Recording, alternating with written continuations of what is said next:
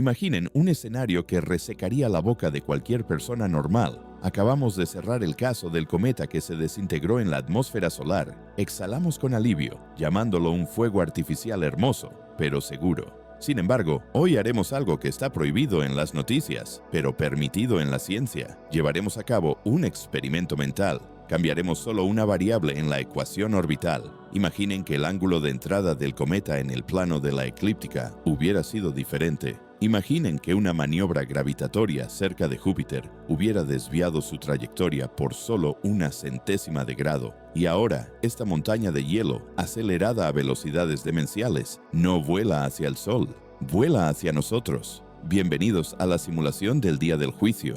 Hoy no discutiremos la belleza de la cola ni la composición química de la coma. Hoy discutiremos el equivalente en trinitrotolueno, TNT, las ondas de choque y las zonas de destrucción total. Internet adora estos titulares. ¿Dónde caerá el fragmento? Mapa de la muerte. ¿Sobrevivirá su ciudad?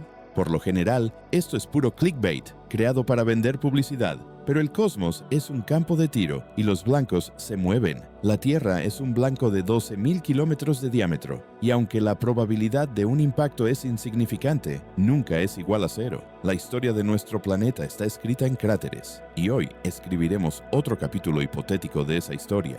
Observemos a nuestro agresor. El cometa C2024 S1 Atlas, en realidad, era un trozo suelto de hielo y polvo, pero para nuestro escenario, supondremos que el núcleo resultó ser lo suficientemente denso como para atravesar la atmósfera. Digamos que su diámetro era de aproximadamente 1 kilómetro. En términos cósmicos, un grano de arena. En términos humanos, una montaña volando a una velocidad que convierte cualquier material en plasma al impactar. La velocidad del cometa en curso de colisión con la Tierra puede alcanzar los 70 kilómetros por segundo. Eso es cientos de veces más rápido que una bala. Esa es la velocidad donde termina la física de los cuerpos sólidos y comienza la física de la explosión. Lo primero que sentirá la humanidad en este escenario no es el impacto. Es el terror paralizante y viscoso de la espera. A diferencia de los asteroides que a menudo se acercan inadvertidamente desde la dirección del Sol, vemos el cometa desde lejos. Varios meses antes de la hora H, se convertirá en el objeto más brillante del cielo.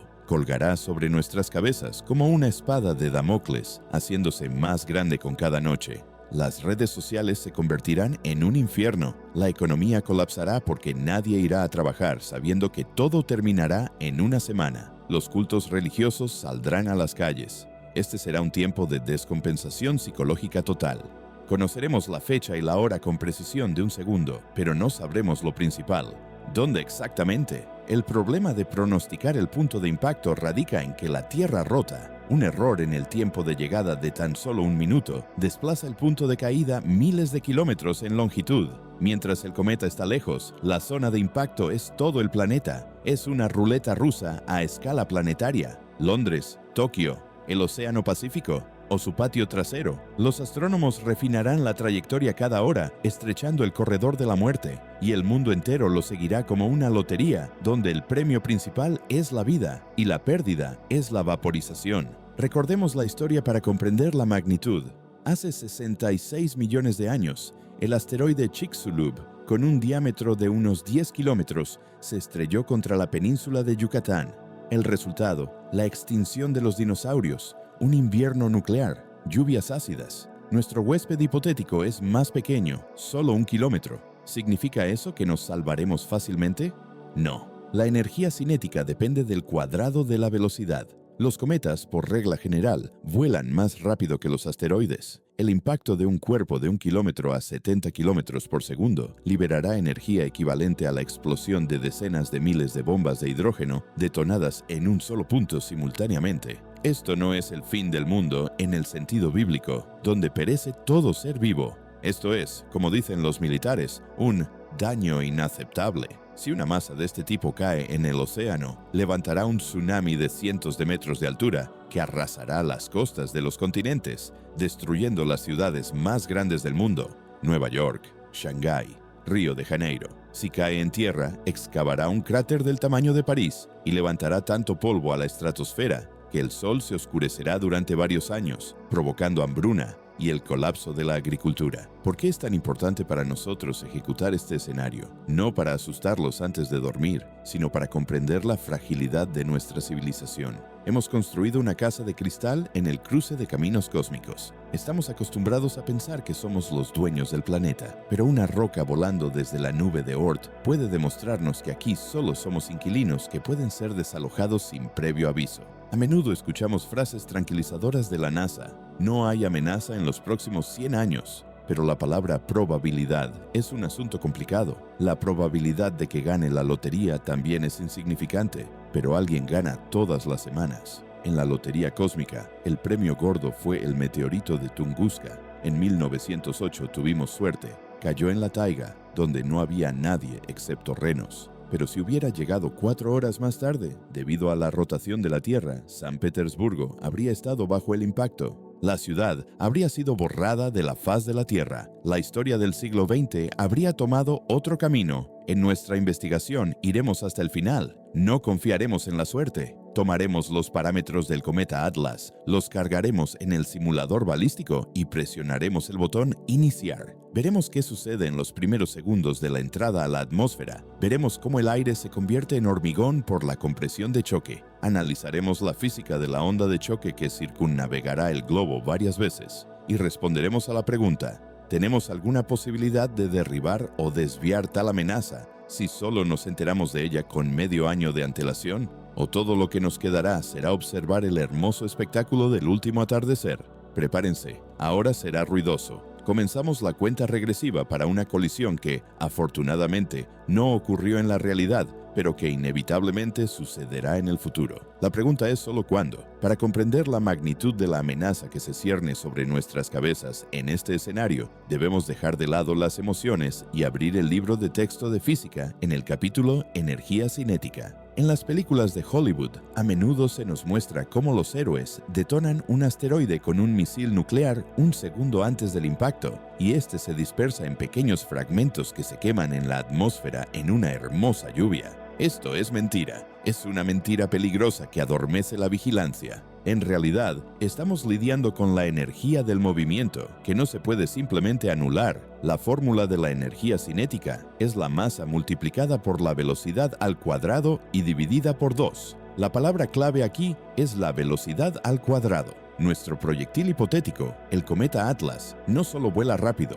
vuela monstruosamente rápido. Analicemos los parámetros de nuestro asesino. La velocidad de encuentro del cometa con la Tierra en cursos de colisión puede alcanzar los 70 km por segundo. Para que tomen conciencia de esta magnitud, una bala disparada por un rifle de francotirador vuela aproximadamente 1 km por segundo. El cometa es 70 veces más rápido. A tales velocidades, la materia deja de comportarse como un cuerpo sólido. Se comporta como un líquido, como plasma, como pura radiación. Si arrojas una bola de acero contra una pared de acero a tal velocidad, no chocarán. Transicionarán instantáneamente al estado gaseoso, explotando con una potencia que excede el poder de los explosivos químicos de la misma masa por decenas de veces. Un asteroide o cometa no es una roca. Es una bomba cinética. La primera barrera que encontrará nuestro huésped es la atmósfera. La delgada línea azul que nos protege de la basura espacial menor se convertirá no en un escudo, sino en un detonador para un cuerpo de 1 kilómetro.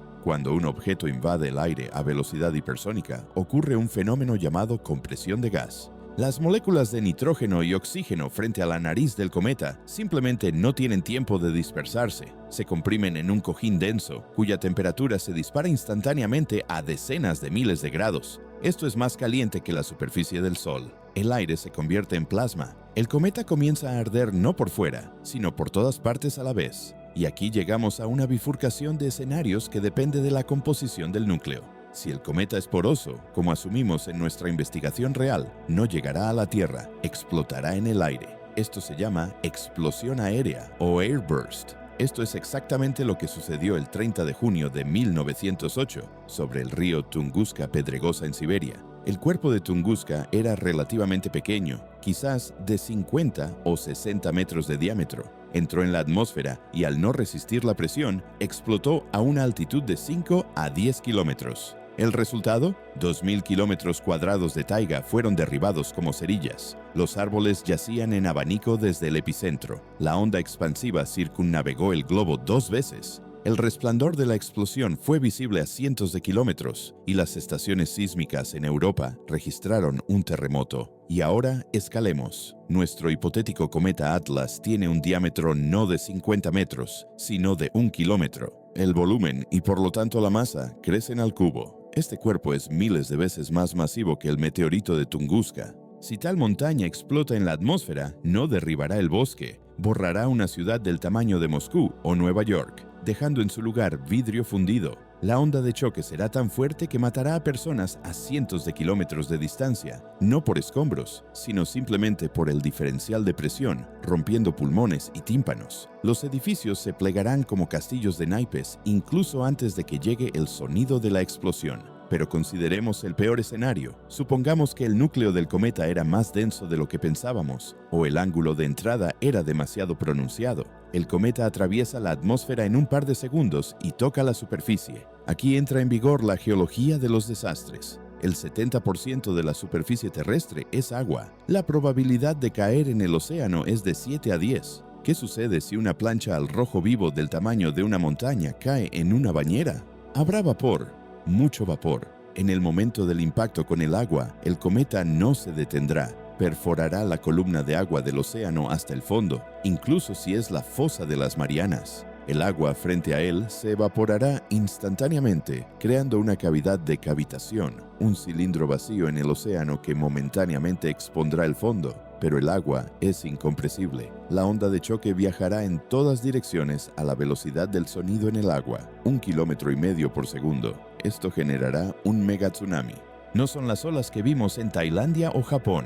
Esas fueron causadas por un desplazamiento del fondo de unos pocos metros. Aquí estamos hablando de energía que desplaza kilómetros cúbicos de agua. La primera ola puede alcanzar una altura de 1 kilómetro. Imaginen una pared de agua tan alta como el rascacielos Burj Khalifa, que se precipita hacia la costa a la velocidad de un avión a reacción. Cuando salga a la plataforma continental, se ralentizará, pero crecerá aún más. Este tsunami arrasará Florida, Portugal, todo Japón. Penetrará cientos de kilómetros tierra adentro, convirtiendo las llanuras costeras en el fondo del mar. Pero lo más aterrador es el vapor de agua. Millones de toneladas de vapor sobrecalentado serán expulsadas a la atmósfera. El vapor es un gas de efecto invernadero mucho más potente que el dióxido de carbono. Esto conducirá a un cambio climático instantáneo y catastrófico. Primero, huracanes monstruosos alimentados por el calor del océano, los llamados hiperhuracanes, capaces de arrancar la corteza de los árboles. Luego, lluvias que durarán meses, inundando lo que el tsunami no se llevó. ¿Y qué pasa si tenemos suerte y el cometa cae en tierra? Por ejemplo, en el desierto del Sahara o en la taiga siberiana. En el momento del contacto, la energía cinética se convertirá en térmica. Ocurrirá una explosión, cuya potencia es equivalente a la detonación simultánea de todo el arsenal nuclear de la humanidad, multiplicado por 10. Se formará un cráter.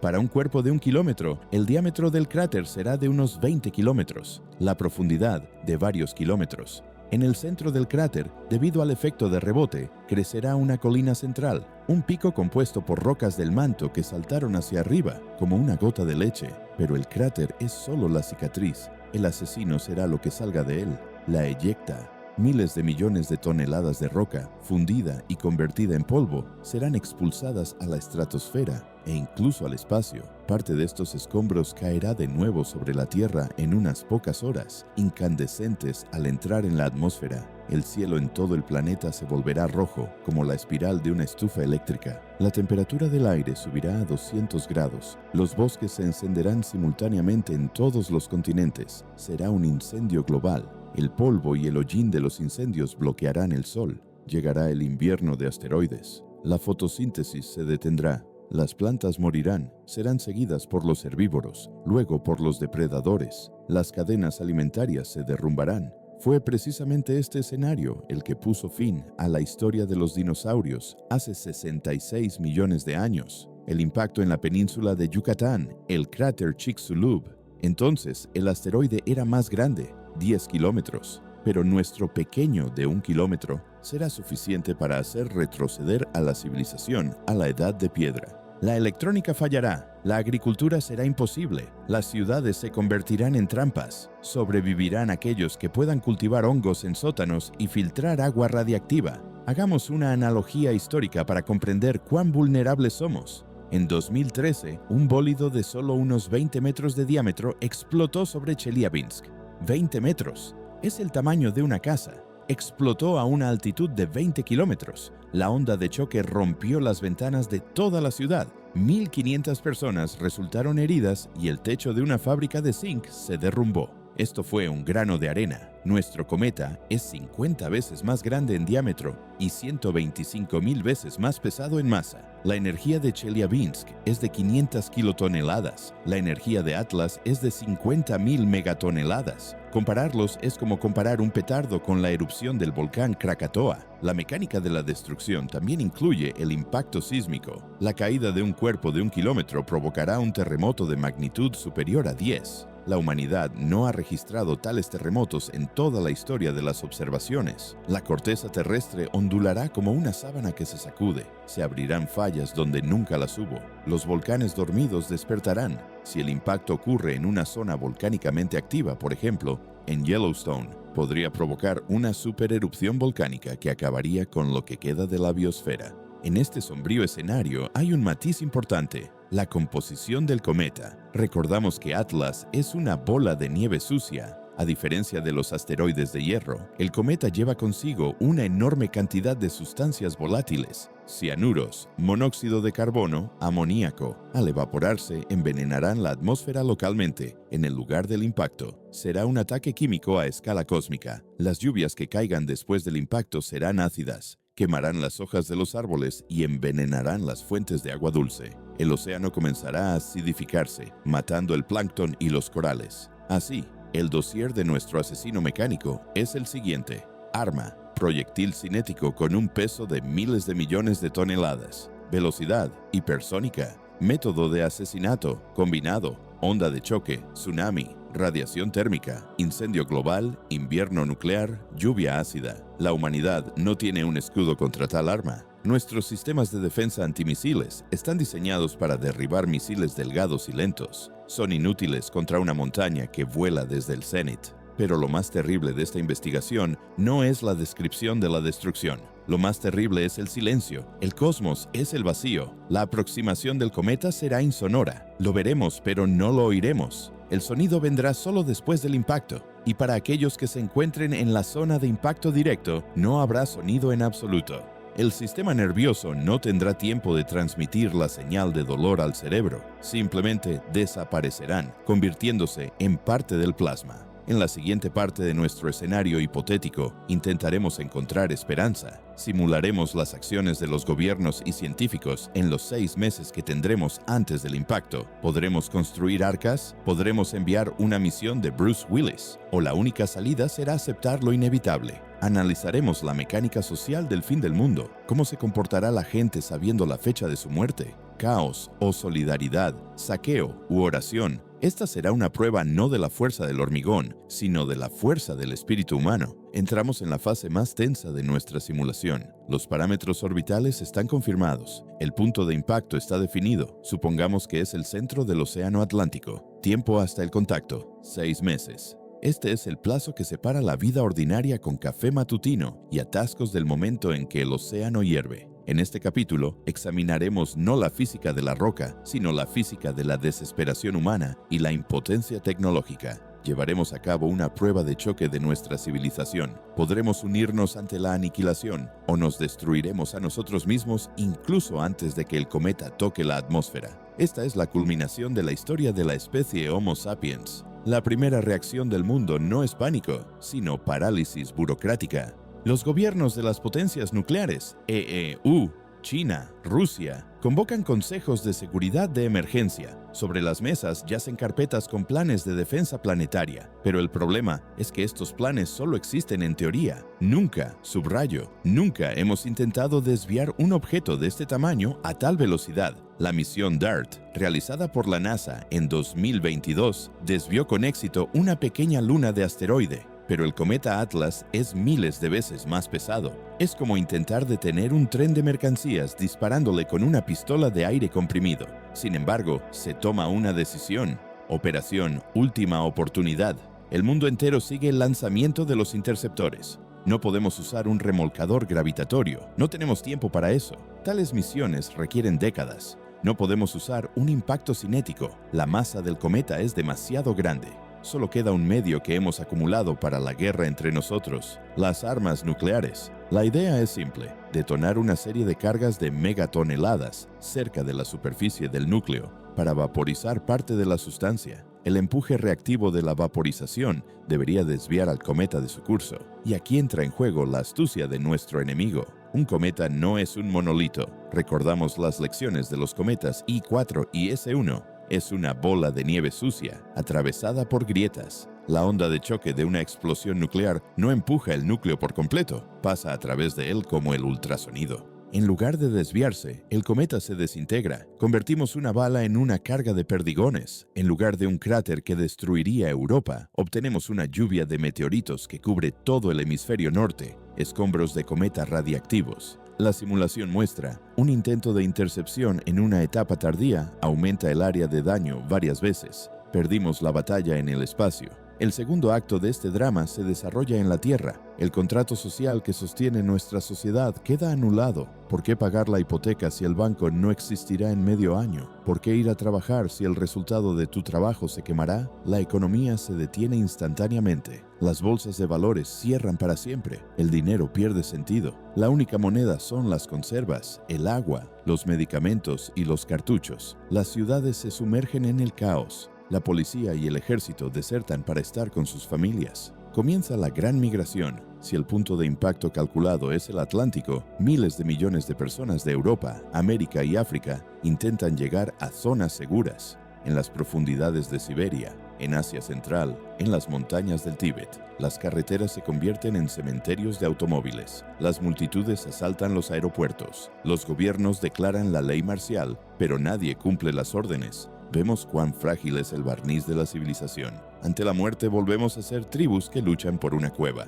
¿Y qué hacen los elegidos? La construcción de arcas, pero no cósmicas. Es imposible volar a Marte en medio año. Se trata de ciudades subterráneas. Los búnkeres profundos de la Guerra Fría se desprecintan. En las montañas de Noruega, en los macizos rocosos de Colorado, en las minas de los Urales, el trabajo es frenético, pero solo hay espacio para una fracción de un porcentaje de la población. ¿Quién entra en las listas? ¿Políticos? ¿Científicos? ¿O los que ganan la lotería? Esta elección moral desgarra los restos de la sociedad. Los rumores de billetes dorados provocan disturbios. La gente intenta asaltar los búnkeres y la seguridad abre fuego. Es una guerra de todos contra todos en el contexto de un cielo en llamas. Mientras tanto, en el cielo se desarrolla un espectáculo fascinante y aterrador. El cometa se acerca. 3 meses antes del impacto, es visible a simple vista como una estrella tenue. Después de un mes, es más brillante que Júpiter. Después de una semana, es visible durante el día. Cuelga en el cenit como un segundo ojo, maligno e inquebrantable. Su cola ocupa la mitad del cielo, creando atardeceres espeluznantes de color rojo sangre. Debido a la dispersión de la luz en el polvo, las noches se vuelven claras. La psique de la gente no lo soporta. Las clínicas psiquiátricas están abarrotadas y luego cierran por completo. Las sectas religiosas se reúnen en las plazas de las ciudades, cantando himnos para recibir la purificación.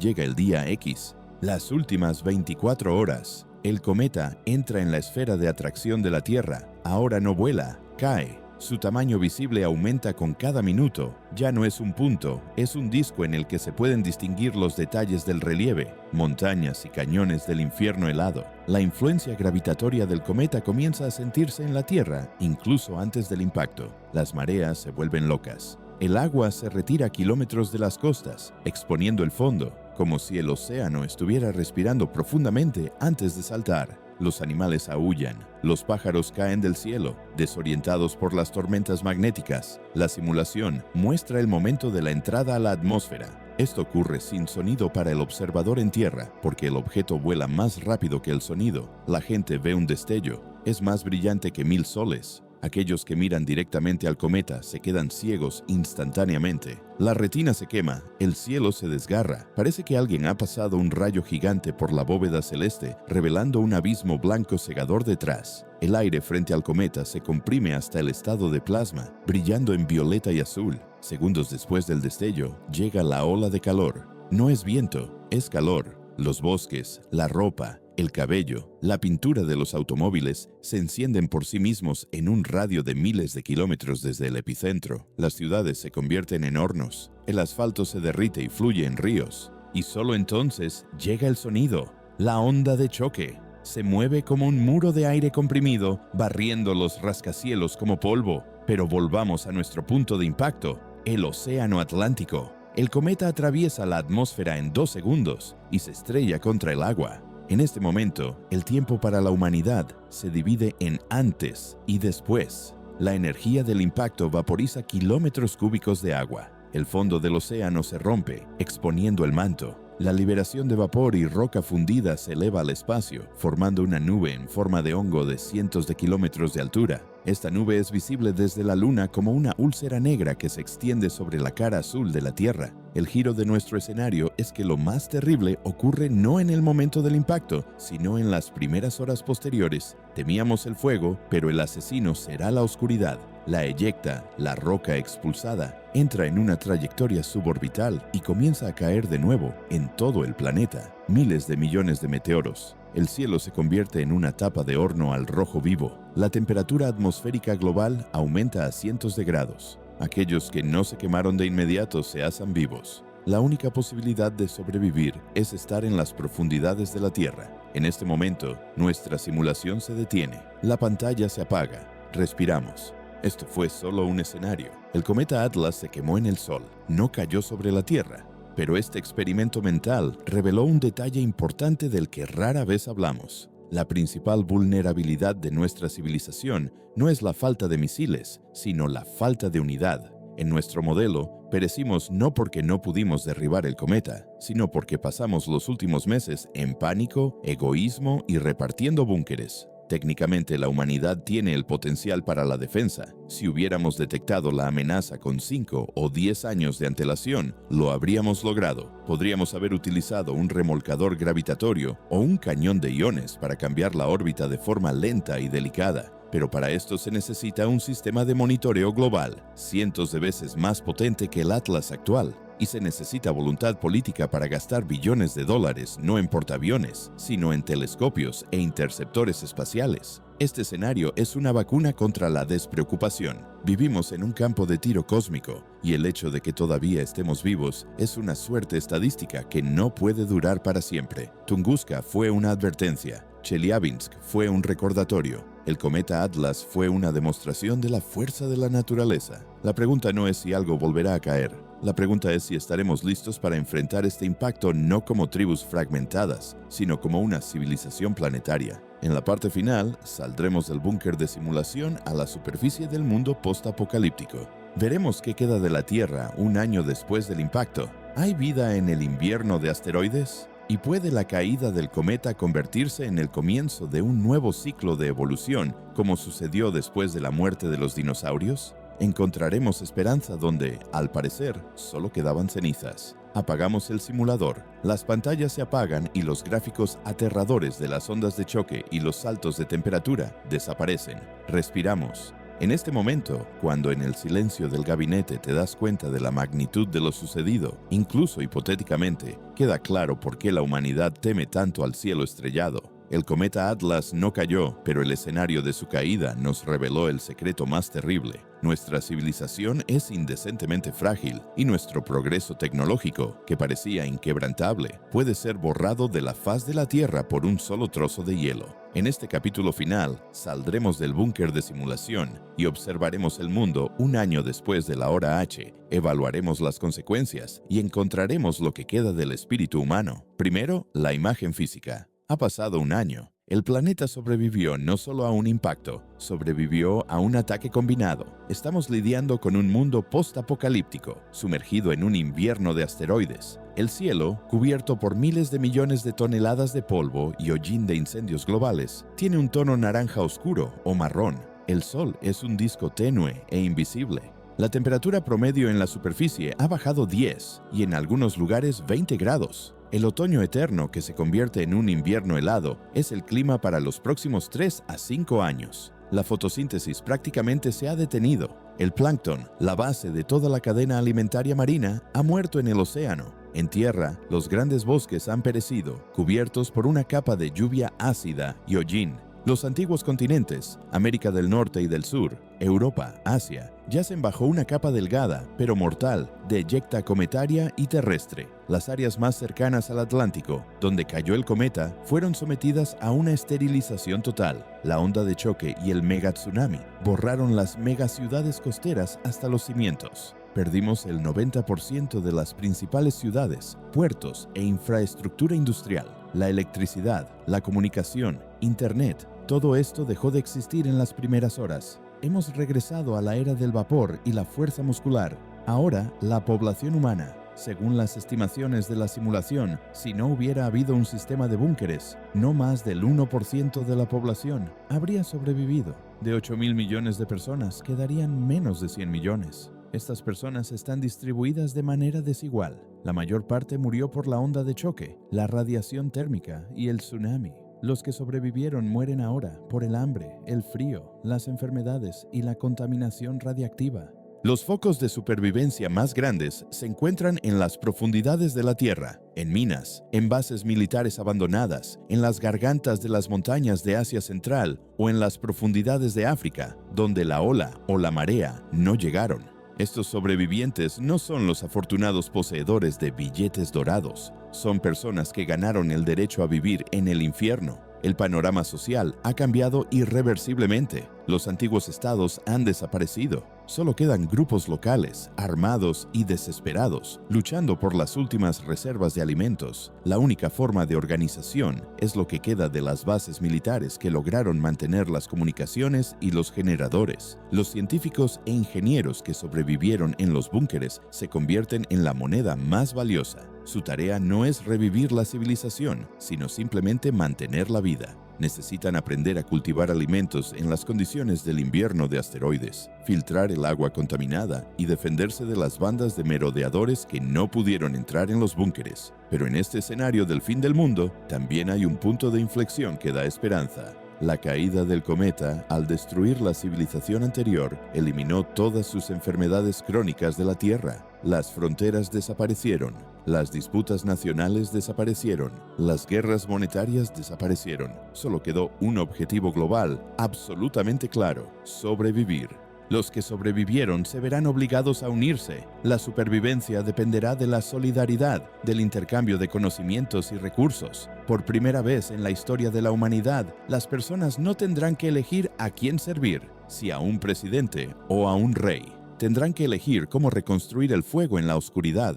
Esto nos lleva a la principal conclusión filosófica de nuestra investigación. El cometa Atlas, incluso sin caer, nos enseñó una lección crucial sobre la relatividad de nuestros problemas. Gastamos billones de dólares en la carrera armamentista y la publicidad. Discutimos sobre política y fronteras nacionales. Y a escala cósmica, todas estas disputas son ruido sin sentido. Ante la energía cinética de 50.000 megatoneladas, no importa qué pasaporte tenga ni cuántas acciones posea, todos somos igualmente vulnerables. Este escenario hipotético no es una maldición, es una herramienta de calibración. Nos permite comprender que nuestra verdadera nacionalidad es terrestre, nuestra verdadera frontera es la atmósfera, y nuestro único proyecto común es un sistema de alerta temprana. El escenario de la caída mostró nuestra impotencia tecnológica en la etapa tardía. La explosión nuclear que fragmenta el cometa es un resultado directo de nuestra impotencia política y financiera en la etapa temprana.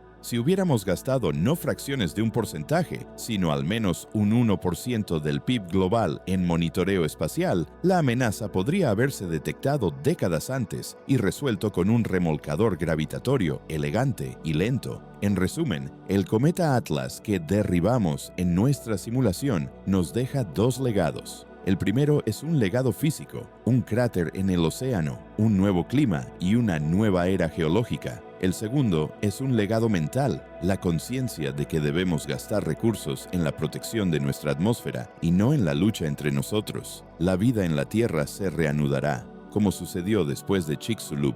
Al final, después de la extinción de los dinosaurios, apareció el hombre, y después de este evento quizás surja una especie nueva, más resistente y unida. Como llamamiento final, salimos de la simulación al mundo real, donde el cometa Atlas se quemó en el Sol, y Nibiru es solo un mito. Pero el meteorito de Tunguska, el meteorito de Chelyabinsk y el asteroide Apophis son una realidad. Están volando. Están esperando. La pregunta que debe flotar sobre cada consejo de administración, cada parlamento, cada jefe de Estado es: ¿esperaremos a que se agote la suerte estadística o comenzaremos a construir nuestra defensa planetaria hoy?